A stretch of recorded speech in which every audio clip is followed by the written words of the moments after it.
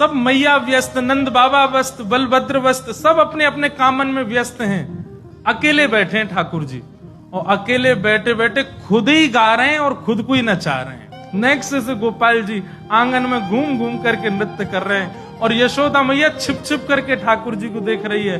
दौड़ करके गई, नंद बाबा को बुला करके लाई है, बलराम जी को, और सुबंत करी चुप रहो, कोई हल्ला मत करियो। देख लाला अपने आप ही स्वर निकाल रहे हैं, गरे थे उल्टो सीधो कछु भी गा रहे हैं। मैं तो बड़ो मलूक हूं, यही पे ही नाच रहे हैं ठाकुर जी। नेक नेक से चरण है ठाकुर जी, और गा गा करके अपने आप ही नाच रहे हैं, और मन ही मन रिझावत, खुद ही कभी हंसन लग जाएं, कभी जोर से उछल करके और खुश हो जाएं ठाकुर जी की ये लीला है रही है।